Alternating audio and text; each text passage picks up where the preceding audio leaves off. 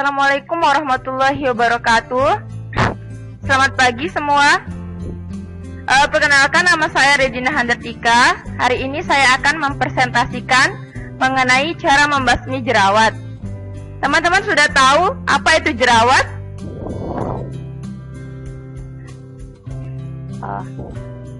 Nah, sekarang kita akan membahas mengenai jerawat itu apa sih? Saya kira sehari-hari itu kita sering kedatangan tamu yang namanya jerawat. Nah, di sini saya akan membacakan apa sih itu jerawat. Jerawat itu adalah suatu keadaan di mana pori-pori kulit tersumbat sehingga menimbulkan kantung nanah yang meradang. Nah, seperti ini gambarnya.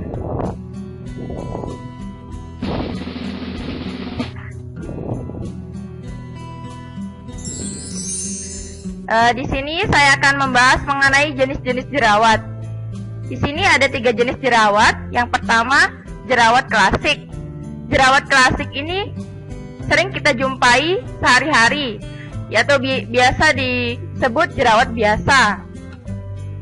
Nah, biasanya tumbuhnya di pipi, hidung, dagu. Pada jerawat klasik ini tidak terlalu bergerombol. Paling cuman ada satu atau 2 yang menghinggapi di wajah.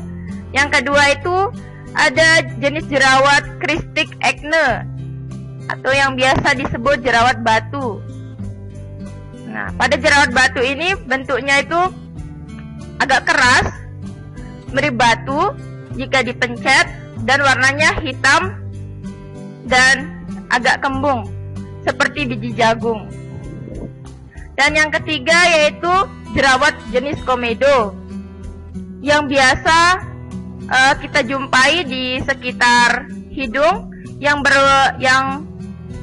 bercak-bercak hitam. Nah, seperti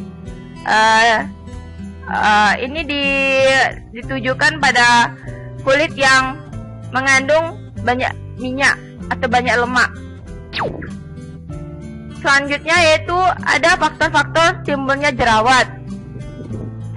Dan yang pertama, faktor timbulnya jerawat yaitu produksi minyak berlebihan pada muka, seperti muka itu mengkilat.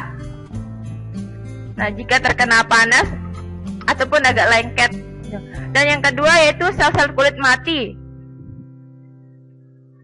Dan yang ketiga, karena adanya bakteri yang menempel pada kulit wajah.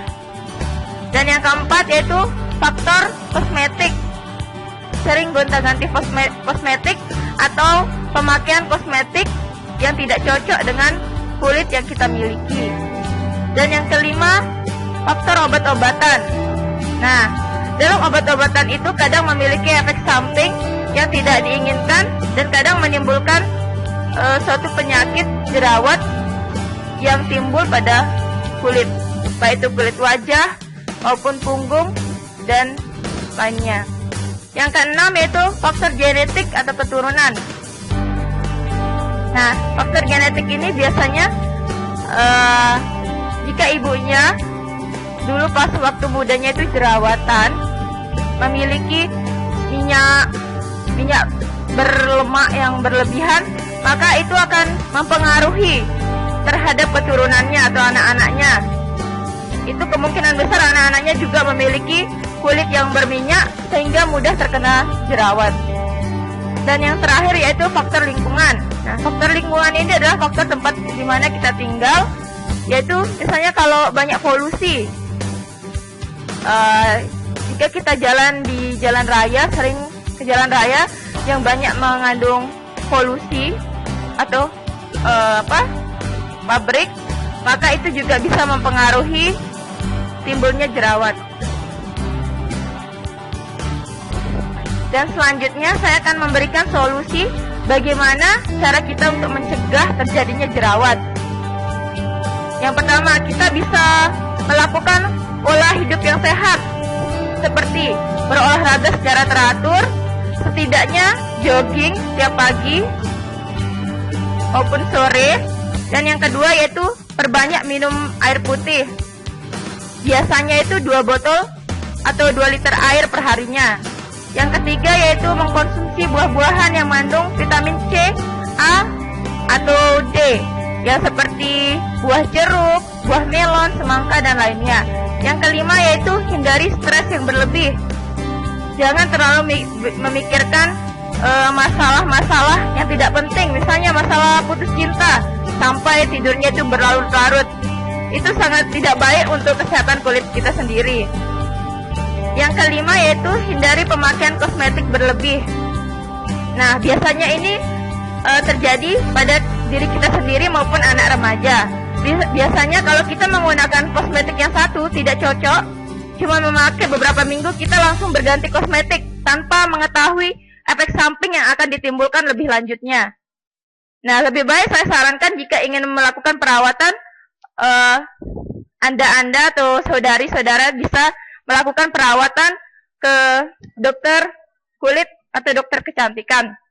Dan yang keenam, hindari makanan berlemak seperti goreng-gorengan, weci, dan sebagainya.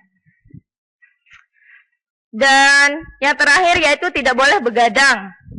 Nah, di sini biasanya yang sering saya temui itu para wanita itu sedang mengidam-idamkan film Korea movies. Nah, biasanya ini saya alami sama teman sekamar saya sendiri, bisa menonton film Korea sampai jam 3 pagi. Dan itu sangat tidak baik banget bagi kesehatan kulit dan bisa menimbulkan keriput pada kulit kita dan mengakibatkan penuaan dini. Nah, itulah cara mencegah terjadinya jerawat. Dan selanjutnya saya akan mengasih solusi bagaimana cara mengobati jerawat.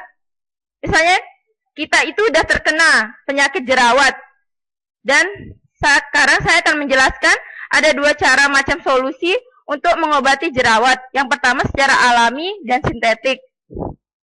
Nah, pada cara alami ini kita bisa menggunakan tanaman-tanaman di sekitar kita, baik itu menggunakan lidah buaya yang dibuat masker, baik juga menggunakan madu asli tapi ya, jangan yang KW.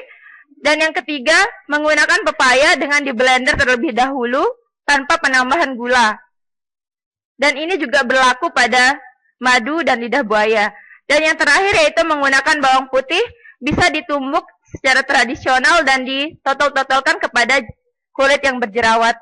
Dan yang kedua yaitu cara sintetik. Di sini saya ada 5 obat sintetik untuk mengatasi atau mengobati penyakit jerawat. Yang pertama, ada isotretinoin untuk mengatasi jerawat batu.